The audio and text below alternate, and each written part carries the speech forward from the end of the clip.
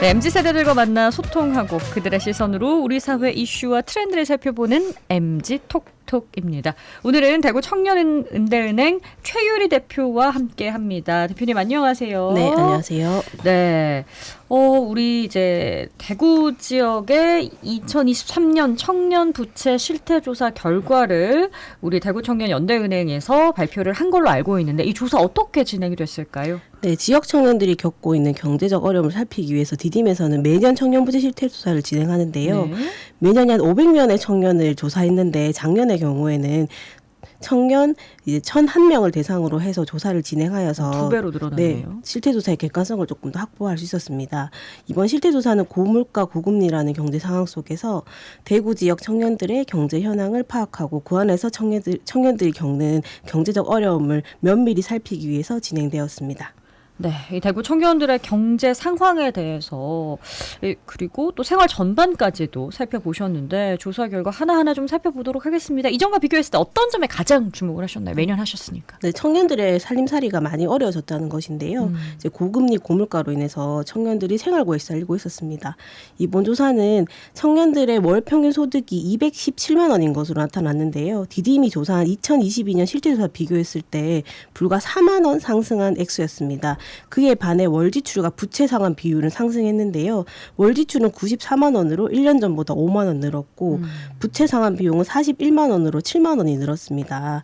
이런 변화는 물가 상승으로 인한 지출 증가와 고금리로 인한 부채 상환 비용이 증가했기 때문이라고 볼 수 있는데요. 네.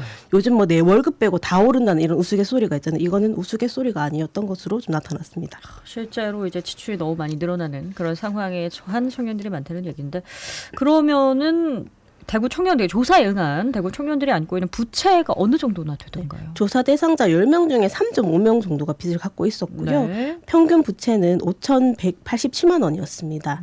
1년간 금전적 어려움으로 돈을 빌린 경험이 있다는 비율은 96.8%였고 네, 빌린 금액은 1,507만 원이었습니다. 평균이요? 네네네. 2002년 실태조사에 비해서 그 1년간 금전적 어려움으로 돈을 빌렸다는 경험 비율은 50% 정도 늘었고 금액은 433만 원이 늘었습니다.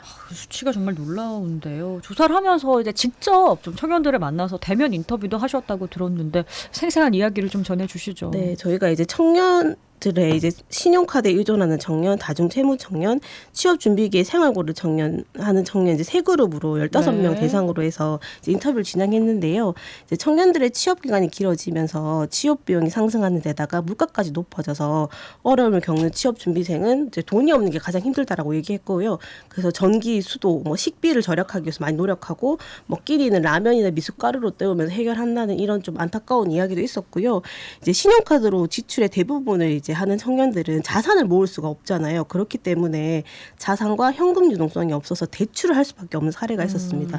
이제 모아둔 돈이 없어가지고 신용카드로 이분 생활하고 있었는데 아파트 지하 주차장이 무너지면서 이제 자기 자동차가 망가진 거예요. 근데 이게 뭐 아파트에서도 이제 보험을 해준다고 하지 않고 자차 보험도 없는 상황이라서 결국 카카오뱅크에서 대출을 해서 이걸 이제 해결했다고 하는 청년들도 있었습니다. 그 채무가 많은 것도 문제인데 다중채무에 시달리는 청년들도 많다고 하니까 걱정이 많이 됩니다. 그런데 청년들의 채무가 또 심각한 이유 중에 하나가 신용도가 낮은 친구들이 많아서 돈을 빌릴 때 금리를 좀 상대적으로 높게 물어야 하는 불리한 상황이죠. 네, 맞아요. 저 이번 조사에서는 부채가 질적으로 많이 악화됐었어요. 질적인 악화, 뭐 양적으로 물론 늘었지만. 네, 청년 채무자 10명 중에 4명이 2, 3금융권에서 대출을 했었고요. 이거는 이제 2022년과 비교했을 때 15.6%가 증가한 수치였습니다. 사실 시중은행과 이상금융권 연이율이 큰 폭으로 차이가 나고 신용도 하락에 영향을 많이 미치기 때문에 1금융권에 비해서 대출 상환이 어려운 경우가 많은데 이번 실태조사 조사 대상자의 시중은행 연이율 평균은 3.1%였고 이상금융권 연이율은 11.2%로 1년간 연이율이 8.2% 정도가 차이가 났습니다. 대출이 5천만 원이라고 예를 들어 가정을 했을 때 1년에 내는 이자가 시중은행은 155만 원이었고 이상금융권 신혼권 560만 원이었습니다. 아. 1년에 이자가 405만 원 정도 차이가 차이가 난다는 엄청납니다. 건데요. 네, 그래서 사실 이상금융까지 대출하면 이자가 높아서 원금은 고사하고 이제 원금을 내는 것만으로도 청년층에 굉장한 부담이 될 것으로 예상이 됩니다. 이렇게 들으니까 이게 부채 상환 비용이 증가를 했을 수밖에 없겠다라는 생각이 듭니다.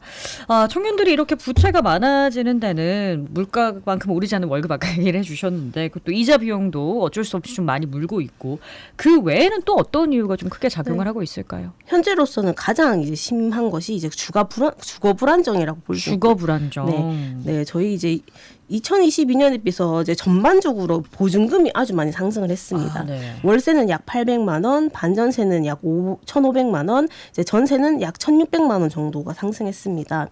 이런 영향인지 이제 뭐 전세 임차 및 직구매 시에 주거비를 부담하기 위해서 대출을 이용했다는 비율은 93.7%였는데요. 이제 대출을 한 청년 중에 7명 정도가 변동금리를 선택했고 평균 이자율은 3.1%였습니다. 근데 1년 사이에 1.9%의 이자율이 상승했다고 이야기를 했고요. 네. 그래서 청년들의 주거비 연이율이 5.0%일 거로 좀 추측할 수가 있는데요.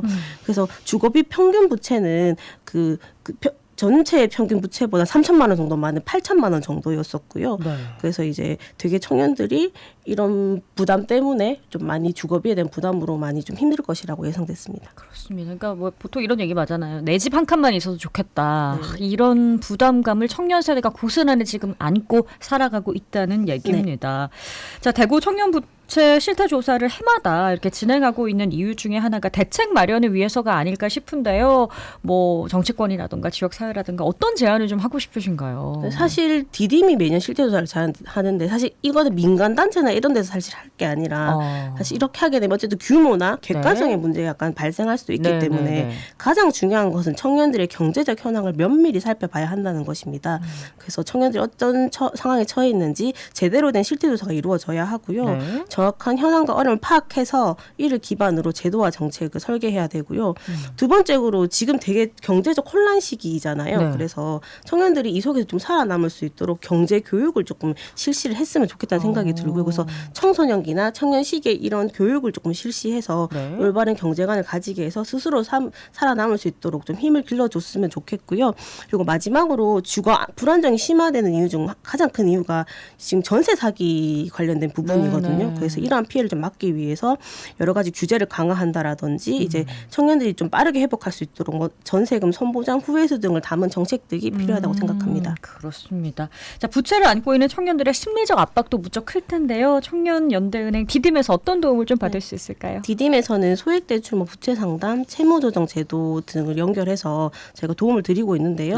사실 부채는 혼자서 해결하기가 너무 어렵습니다. 그럴 때는 함께 해결하는 방법을 찾을 수 있는 기관과 단체와 함께하는 것이 가장 중요하다고 생각하고요. 부채로 인해 위기에 빠진 청년들이 있다면은 대구 청년연대은행 디딤으로 연락 주시면 좋을 것 같습니다. 네, 절망에 빠지지 않고 함께 해결하자라는 의지와 희망을 또 보여주셨습니다. 오늘 MZ톡톡은 대구 청년연대은행 디딤 최유리 대표와 함께했습니다. 고맙습니다, 대표님. 네, 감사합니다.